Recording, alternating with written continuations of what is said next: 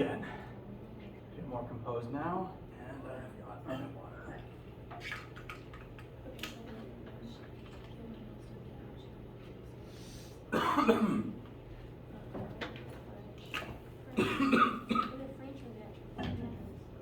All right, so good day all.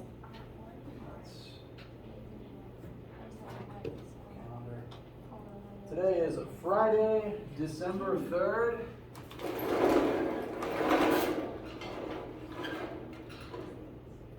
And so it's the second to last day of normal class. We will also meet on Monday to talk about the exam materials. I'm planning on uploading exam practice questions today so that you can work on them over the weekend if you want to. That's my goal for today. On Monday, we can go over those materials and have some fudge and hopefully just have a nice time before the semester breaks, before exams. Today, I want to spend at least a little bit of time opening the floor up to any study-related questions that you guys might have. If we hit a point where there's not any of those currently on your minds, then I would like to do the Scantron assessments today so that we can just have it done and over with, and you can head on out once we're finished. So, what questions, if any, do you guys have right now? Yes? Number 6 on the study guide, it would be nice if you could explain the part. All right. 0.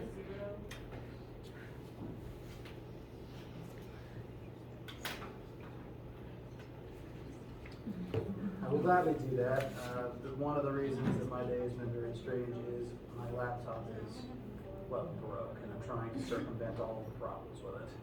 So sorry about that. I am trying to load up my hard copy of the practice key, and then try to drag it to the screen that works.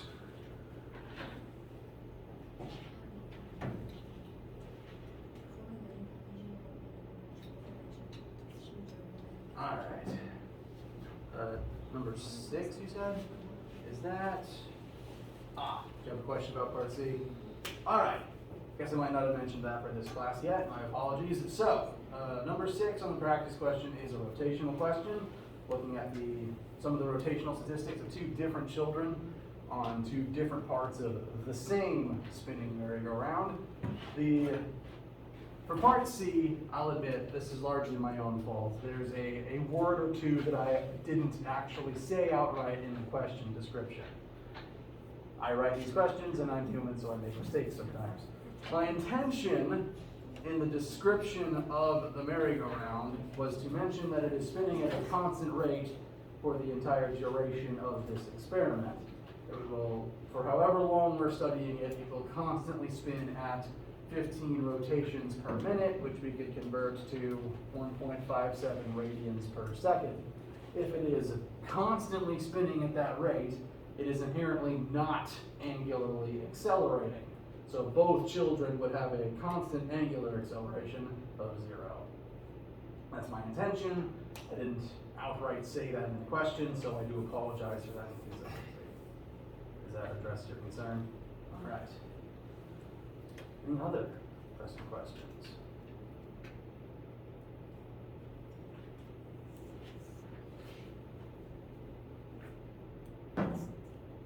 Okay. Lost my train of thought already. Let's see. As a reminder, there is no lab today. However, I will be in here during lab time. I'll be working on my extremely jury-rigged computer setup for the day. And if you have any study questions, I'll be in here. You can come by and ask them, or you can email me as usual. Some people are also planning on just coming to take the test in the room with me during that period of time. Feel free to come do that. I recommend showing up on the earlier end of that though, because I can only be here for so long. So that is an option to you if you haven't taken the test yet. If there is nothing left pressing on your minds right at this moment, if there's anything on here that I want to make sure to point out. Have I talked about 5 with you guys yet? Okay. One person said no, so let's err on the side of caution. 5 is, well, it's an orbit question. We have the force of gravity between two objects in space, in this case a meteor and the planet Earth.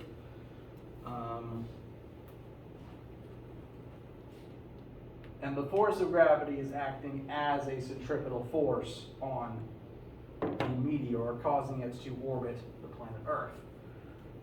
This is the only place that the universal law of gravitation formula will show up on the test, and likely one of the only 2 ways it would possibly show up on the final exam as well.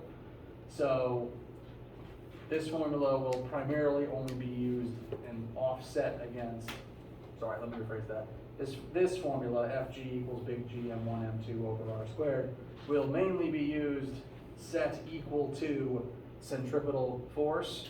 So in this specific case, force of gravity is acting as a centripetal force, allowing the meteor to orbit the planet Earth. And so understanding that the gravity is a centripetal force and then setting the 2 formulas equal to each other, that's more than half the points for this type of question already.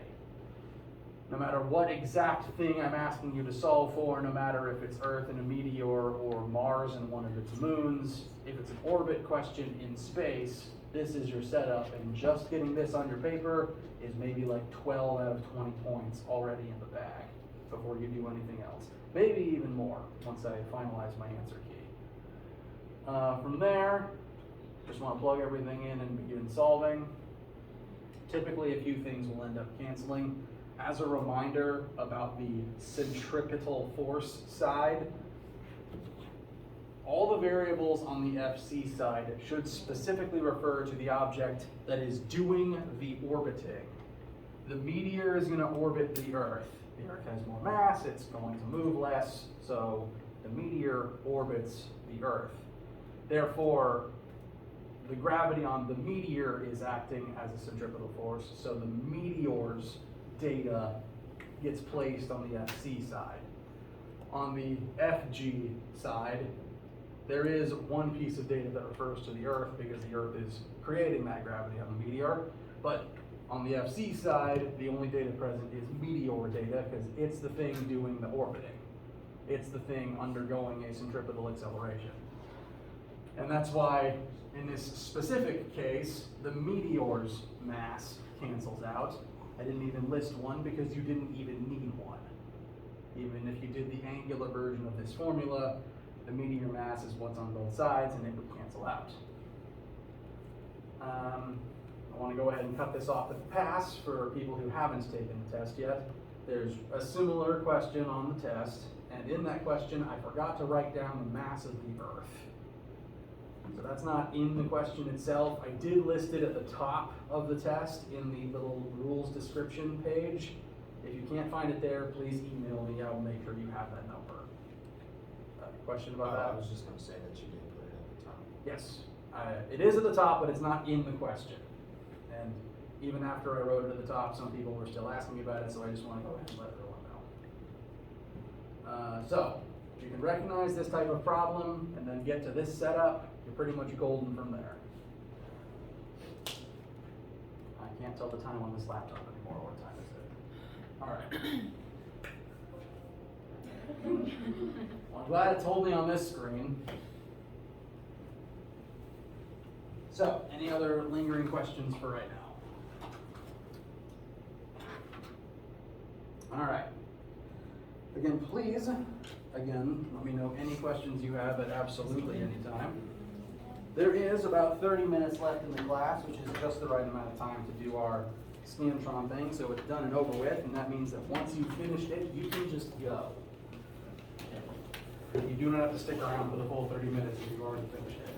So, as a reminder, this is the same little Scantron thing that we did at the start of the semester. It's exactly the same questions. The goal is just to see how you've grown. This itself is not a grade, like your performance is not counted against you, but we do still need this data so that we can try to make physics at this school better. Let's say that if you don't do this, you won't get fudge on Monday, or an equivalent non-chocolate dessert if you prefer.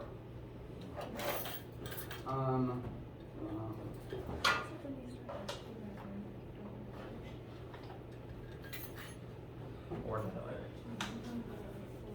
I can't decide if it'd be more efficient for me to pass them out or have everyone get one.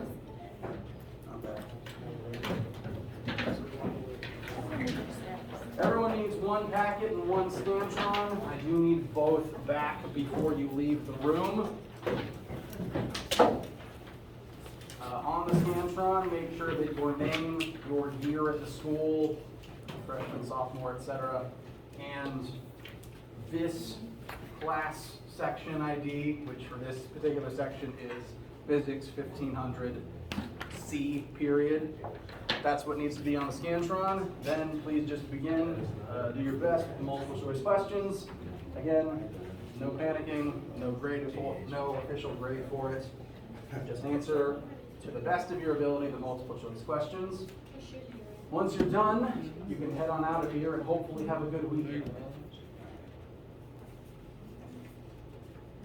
Why did this work?